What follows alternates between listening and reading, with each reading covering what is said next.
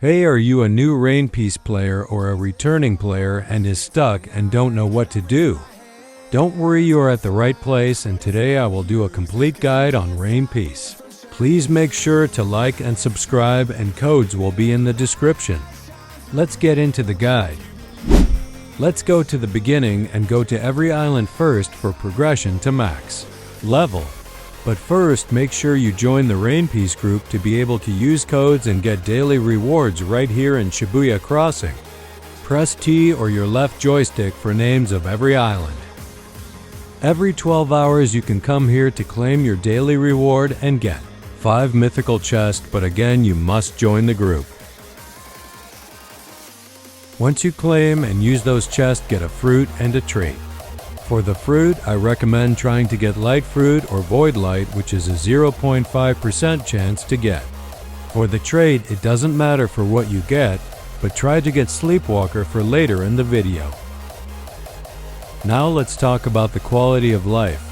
You should turn off PvP, since pretty much any attack in this game from players can instant kill you. Also turn on only your particles for lag issues, although that one is optional. The only downside to that is you can't see your enemy's next attack coming, so be aware. Now it's time for the level progression. First of all, keep defeating these enemies until level 100. Level 100 will provide you a title that gives you an extra EXP boost, which will help you get levels quicker and faster. Keep in mind that you can do any quest that is 250 level above you, so if you want to jump islands, you can do so. This game also allows you to check the requirements of titles and your progress, which is really convenient. Make sure to also put your stats and power if you are using a fruit, and weapon if you are using a sword. Now for the next island, if you don't have light or a katana, you can get Nami Butcher, which is also a pretty solid weapon for early game.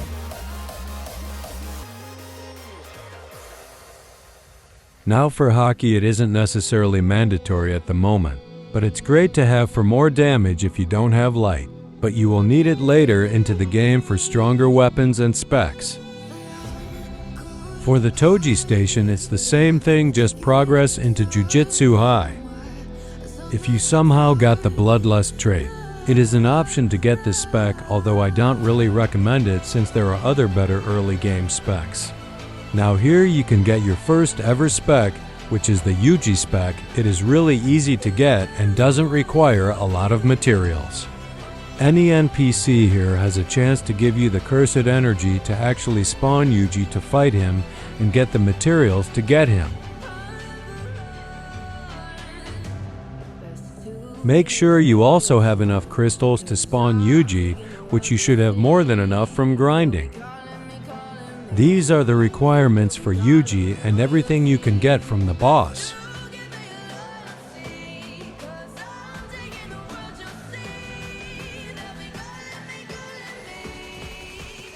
Now for this area, if you have Haki, you can start getting Haki V2 and even Darkblade. If you want to know how to get all Haki forms, make sure to watch my How to Get Haki video, otherwise there is where you can get it. Darkblade is also a great choice for a starter weapon if you don't have light or decided not to get Yuji. For the next island, nothing special is really here for you right now. Just keep leveling up, and also you should start to rank up if you have a lot of materials, although it is very time consuming. Again, keep progressing, but here you can possibly get your next spec, which is the Thunder Breathing. Like I said earlier inside of the video, it would be great if you have Sleepwalker trait, and it's pretty easy to get. With Thunder, you don't need anything besides crystals to spawn Zenitsu, which is universally the best grinding method when it comes to chest, crystals and money. I will do a mini showcase for Zenitsu. I would say he is kind of needed for later specs in the video since Yuji won't be strong enough. Now for the final island for level progression, just keep grinding here until 2750.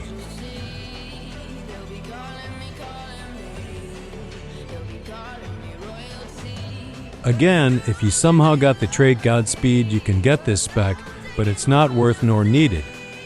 But if you want it, You have to spawn the boss, but killing ant NPCs for any flesh with a low chance. Now the next part is where many people get stuck in this game and don't know how to level up to max level. And I will show you how.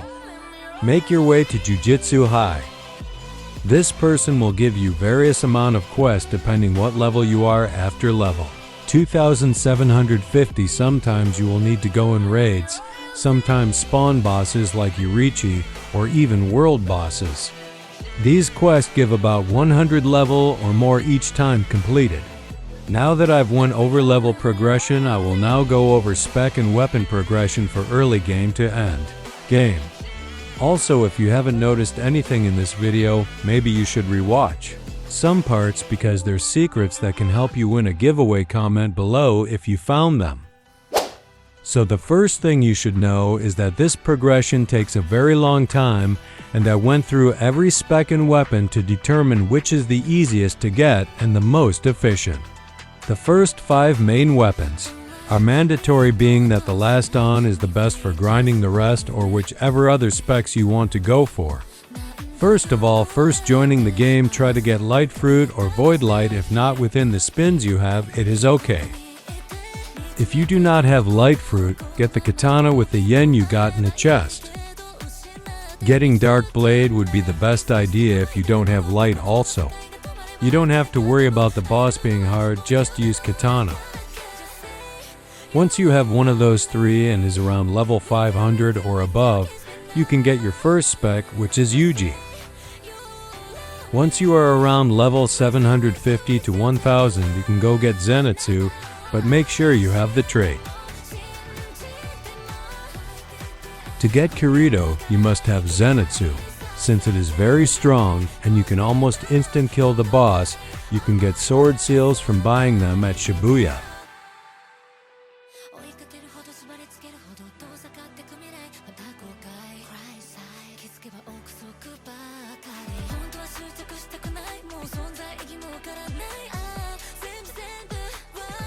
The next spec you should absolutely get is Gojo.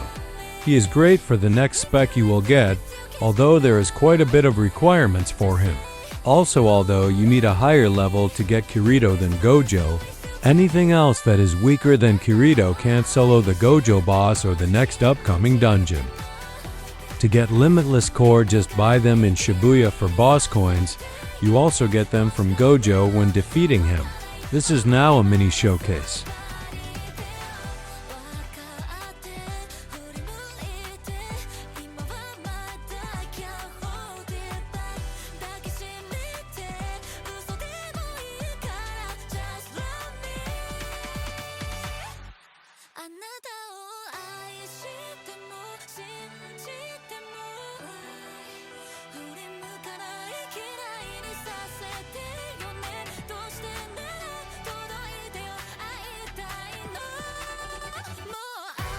Also, the reason why I do 0 damage because I am restricted.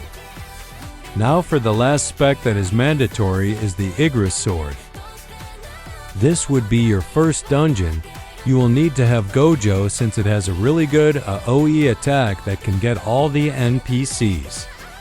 To get the keys you will need to fight Kirito for them, and for the trait you will need to get it from the trait giver in Shibuya.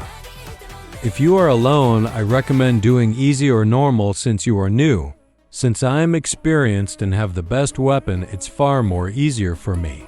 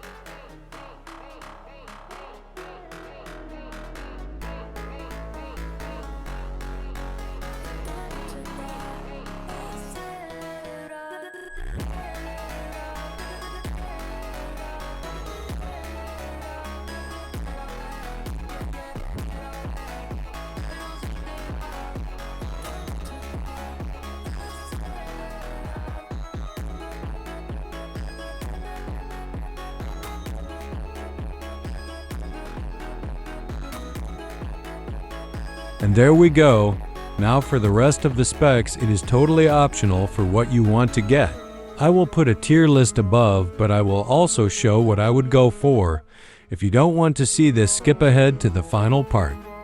First of all, I would say go for Gyutaro before Ulquiorra after Igris.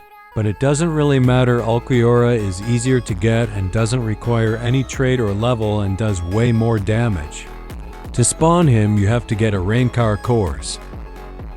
You can get a Raincar Cores for the NPCs in HUGEBALANCINGPATCH.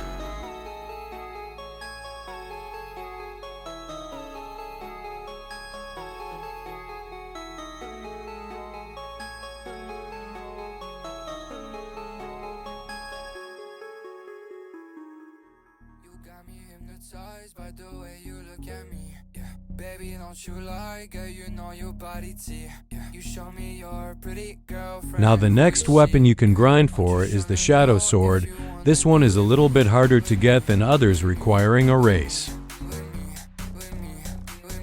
To get the Nightwalker race, you have to use Shadow Fragments with a 7%. Chance to get everything can be obtained from the boss that spawns every 15 minutes.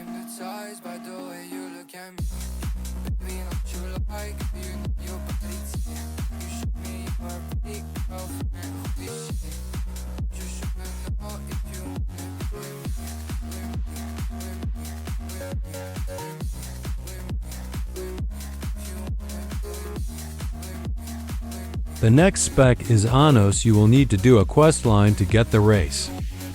Most of this stuff you need to go fight other bosses like Shadow again or Azen, which is in HUGEBALANCINGPATCH.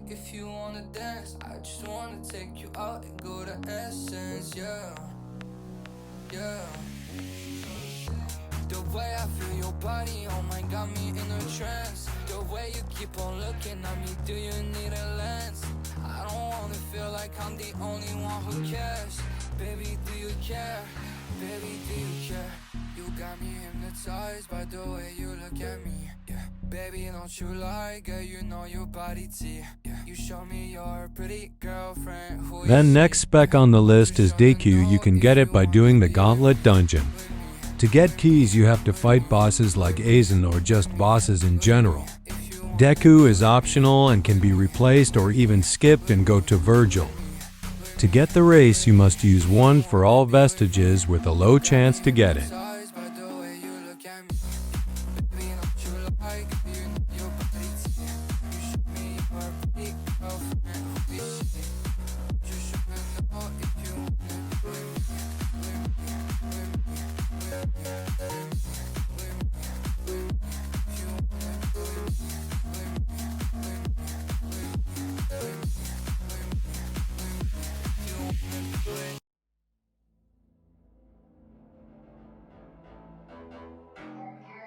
The next weapon is Virgil, and it requires a lot of materials for absolutely no reason, and it also requires a trait, which can be obtained by dimensional shards.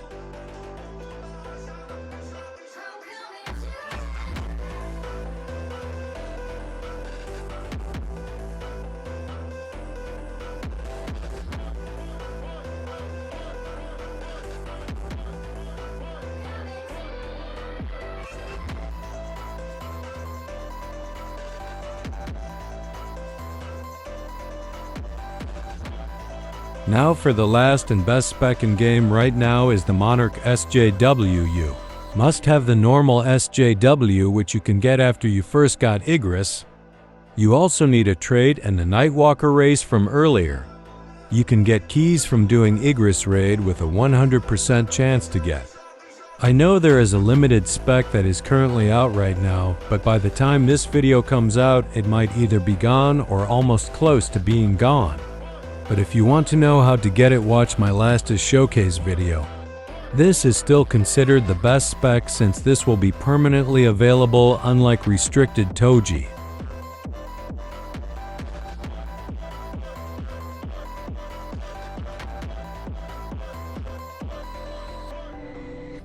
Now that you know the level progression and the spec progression, I will now explain all quality of life and other related concepts. If you are enjoying this guide so far, please make sure to like the video.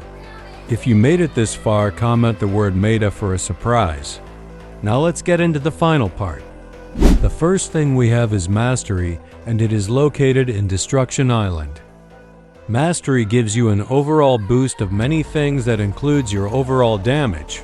Overall EXP gain and more. You can level it up to 300, but you have to uncap it by doing various tasks.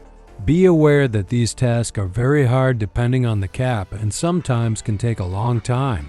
You can build your mastery level by fighting any NPC. You can turn off the annoying notification in settings also. The next thing we will be talking about is clans, races, and traits. Clans can be rolled from clan relics that drops from basically all bosses after the Rimuru boss with a low chance to get them. The Slime clan is one of the best to have if you want more overall damage and more. I will put a tier list of the clans, so pause the video if you need. The next is traits. You can spin for various traits with the cost of crystals in Shibuya for early game boost. The current best trait would be the Disgraced one. Better traits can only be obtained from certain bosses that requires them for specs, for an example Igris. Usually they would have their own material that you can use to obtain the trait. Races is the exact same way, but you get them from killing bosses and buying the race crystals from Shibuya shop. The next thing is all of the hockey and observation hockey locations. If you want to know how to get hockey, go watch my How to Get Max Hockey video. Although there is an updated version of hockey here along with observation. This is V1. This is V2. This is V3. This is V4. This is the newest observation hockey, and it is upgradable just like Mastery. It upgrades in similar ways. You first have 5 dodges and make your way up to 25 by upgrading and doing contracts to get things. The last and final thing I will be showing and talking about is Binding Vows. You might ask, what is Bind Vows? Binding Vows is a boost for your gameplay, but some also has nerfs that could be making a big impact on your build. You would usually need a Binding Vow page to be able to obtain the vow, but a Forgotten Relic to remove a vow. You can get pages and relics from the Binding Vow dealer. That spawns every 15 minutes and despawn every 10 minutes at Demon Forest or West Mountain. Or you can get them from the mysterious chest with a low chance.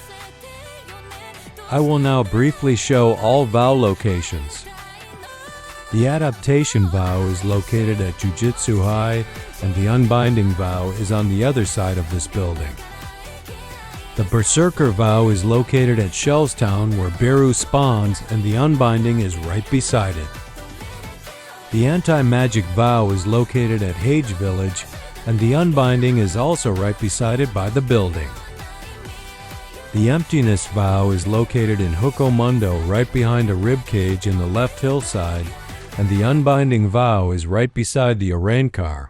NPCs by the building on the right side. This is the end of the guide. I hope this helped you, and it took a long time to make. Please make sure to like and subscribe, and codes will be in the comments below. If I missed anything else, let me know in the comments. See you next time.